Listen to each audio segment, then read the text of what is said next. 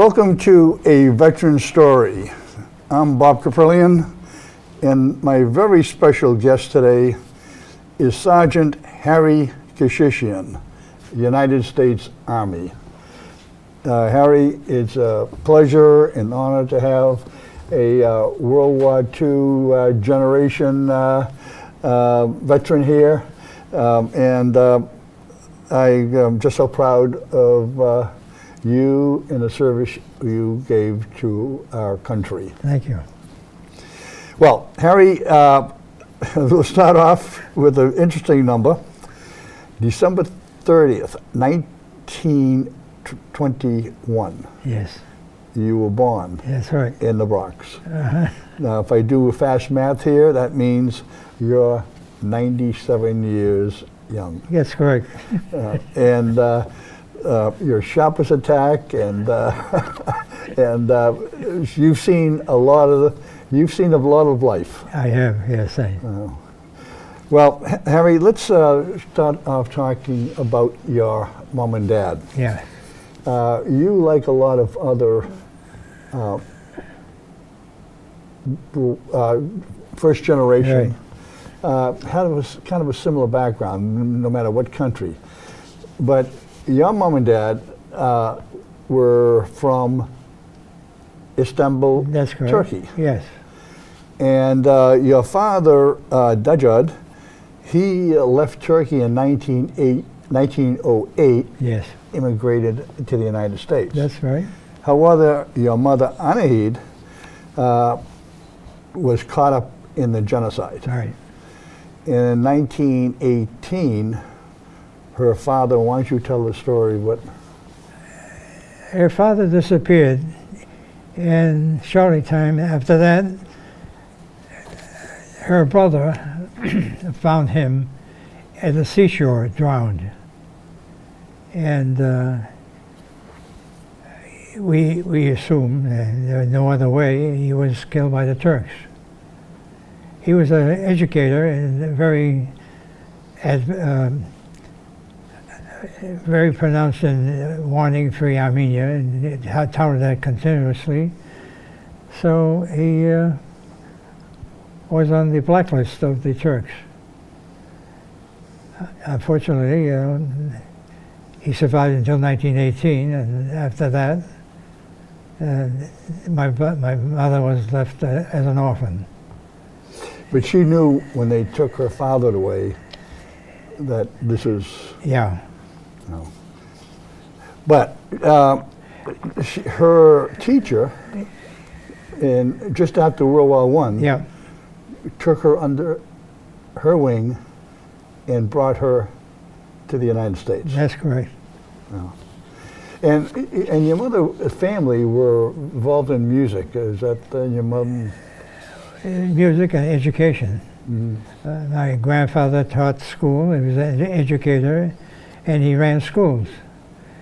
And he used to travel even up to Hartford and to run schools there too.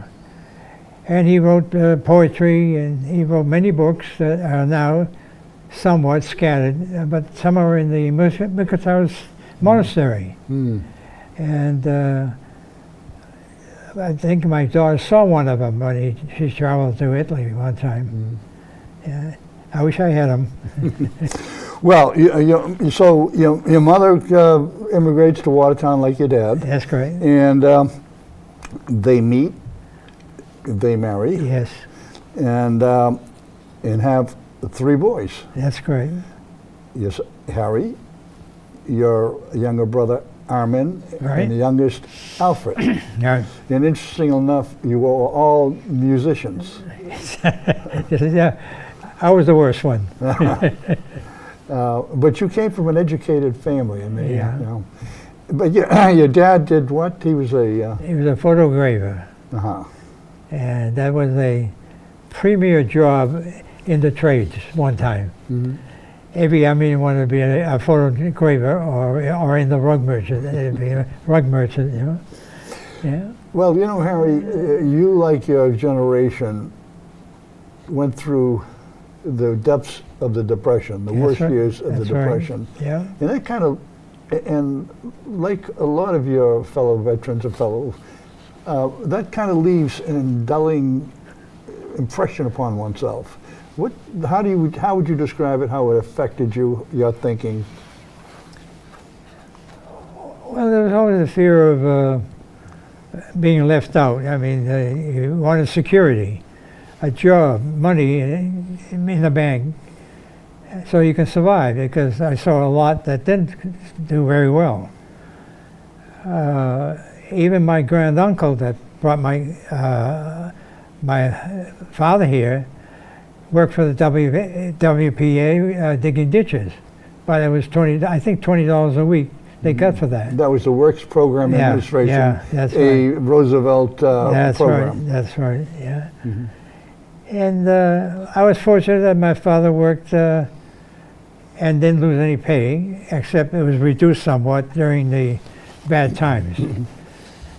But he brought an income in. We had a roof over our heads, and we ate.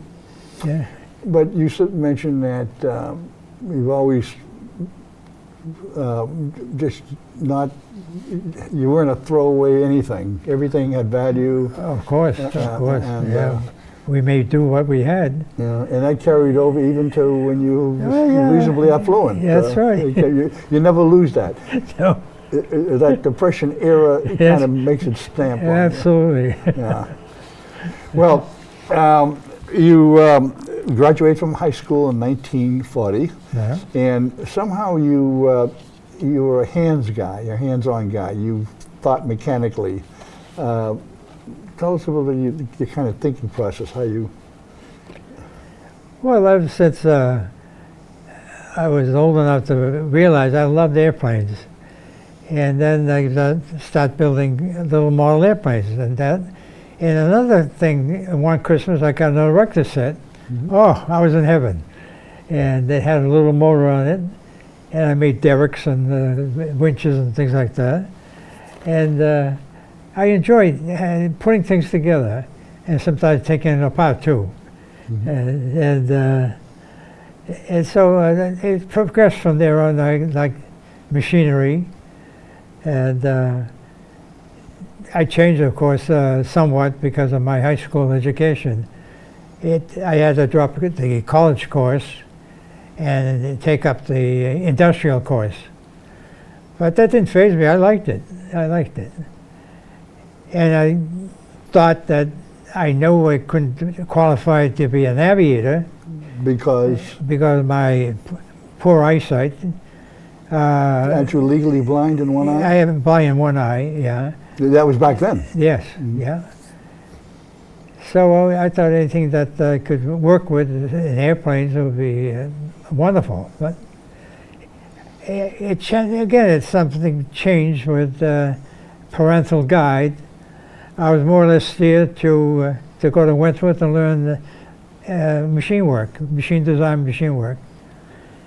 At that time, it was a 2-year course, and I went for the first year, which I liked very much.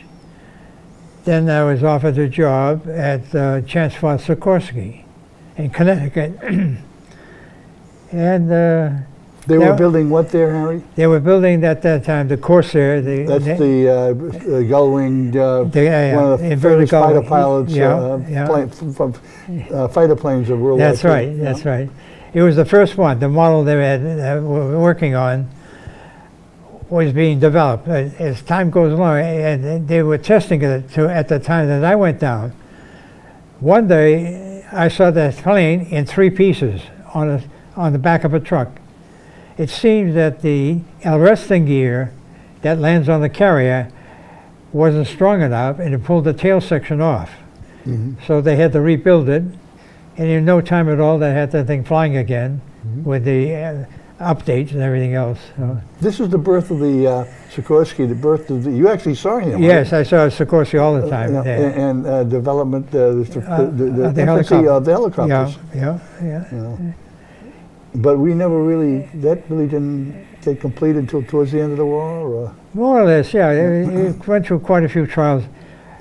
He almost got killed in some of the tests he was conducting. It was dangerous work, but he got it.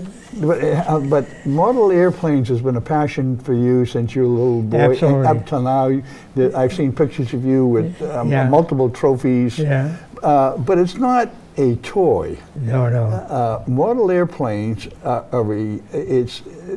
is aerodynamically perfect. When you that's the where you want to get to. At the criteria. And you have competition. Oh, yes. And how does one determine the elite from the ordinary? We have different categories. It could be a model or a replica of a real airplane, or somewhat like a plane. So we have different kinds of models that we compete against each other. One of the most fascinating one is what we've called these airplanes that we fly indoors, which are called microfilm models. They look like skeletons with a transparent coverage, but they can stay up in the air for an hour on a rubber band. It's indoors, of course. Mm-hmm. And then there's the up to the radio controller we got outside nowadays. Absolutely wonderful mechanism and radio. That's envy of my generation at the beginning of it, what with the advancement of electronics. But I still like things powered by just a rubber band. Mm-hmm. It's clean, it's efficient, it doesn't harm anything. It only weighs a few ounces. Mm-hmm. But you would have to have aerodynamically, it would have to be as close to perfection as you could get. Oh yeah, the right balance, the right airfoil, and the right weight, what shall I say, adjustments. Many planes that we build have to have a trimming section. So we glide it, we put a few winds of the motor, glide it and see how it works. And I have occasions where I take a brand new model, wind it up, next thing, it's gone. It goes up in the air and hits a thermal and disappears. Mm-hmm. Which is a very heartbreaking thing. Mm-hmm.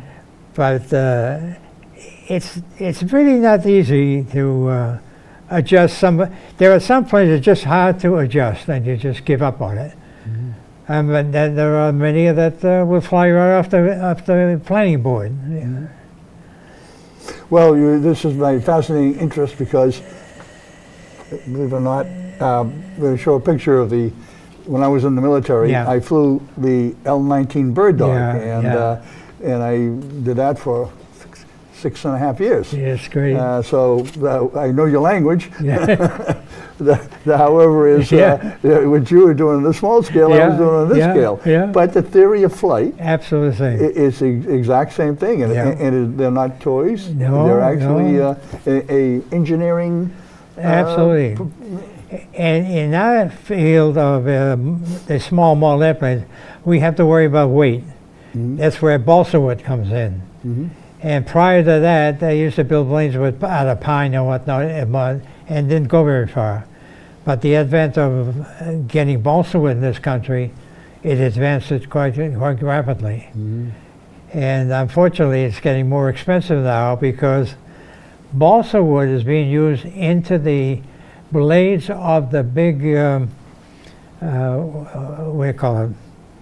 I call them windmills. What do you call them? You mean the wind generators? Wind generator, yeah. Okay. See, they're hollow, so they pack them with balsa wood. Didn't know that. But I can see that, the way you light up when you talk about it, you've done it your entire life since absolutely. Since you were 10, and here you are, 80 years later, still talking about it. When I talk to people about that, they get glassy-eyed. But there's probably not too much in that whole world, and it's a big world, that you haven't experienced at one time or another. Right. Have you just lived all these years? But people say, what are you doing? I said, there's a lot of things. It gives you concentration, it helps your fingers, it helps your thought, and you're in a different world. Mm-hmm. You're so immersed in what you're doing that everything blocks Sometimes it's frustrating because things don't work out right. But you're a hands guy, I yes, guess. yes. And that came true because once Pearl Harbor, you're at Sikorsky, eventually you enter the Army, Yeah. you go through basic training, Yeah. and your skills are discovered by the military, Yeah. and you find yourself in ordnance. That's right. And what is ordnance? Well, we worked on the small arms, from pistols to machine guns, and making modifications on the 105s, the howitzers, and the 155s. So we were also in the little battalion that we used to go different staging areas and check the weapons of the troops going across to see that it was functioning well. And that was interesting. Yeah. What do you remember about the war years? You were in uniform, and in World War II is, you're with the heart of it. The country is totally immersed in. What are some of your memories of that time? Confusion. No, well, somewhat that I was having a little worry about the future. What was happening? Where do we go from here? Mm-hmm. Not knowing the future. Actually, there was a war going on. It wasn't going well, and as things start to get well, then the idea of the discharge came in mind. What are we going to do afterwards? All that. Mm-hmm. We made different friends all over the country. We tried to keep in touch, and that's one regret I have, that I didn't do it well enough, because I had the friends all over the country. But I somewhat lost contact. I guess it's normal. I don't know. Mm-hmm. They were exciting years, though, weren't they? And They were. Yeah. One little story. I'm in San Francisco in 1943. On Market Street, there's a million of us there. Next thing I know, somebody says, "Harry." It's a kid down the street from me on Putnam Street. We went to the movies together. We saw the one of the movies of oh God, now I forgot the name of it. Yeah. Just one chance that. Yeah. Where in the world would I meet somebody down from Putnam Street? Well, you spent, and then the dropping of the bombs, and you were. Oh yeah, I was I was in California then. Yeah. And you don't, as a World War II veteran, you don't have any second thoughts about us using the atomic bombs, or? I mean, it's a horrible thing. You say the people getting killed. It did end the war. That was the only good thing I can say about it. It ended the war. Mm-hmm. But people paid a price for it. Mm-hmm. And unfortunately, it's held over our heads right now. Mm-hmm. But you were scheduled to go to Japan. At that time, yes, I was being trained on a transport to work on the cargo ships. Mm-hmm. And definitely, I was going to go to Japan, yeah. That would have been a mess. So Harry Truman made the right decision. Yeah, yeah. At least that's my thoughts. So. Yeah. Anyway, so the war's over, you come back home, Yeah. and you establish your, as apprentice, you went into your father's business Yeah. in photo engraving at That's that time. correct. Yeah. But there you meet your future wife, Yeah.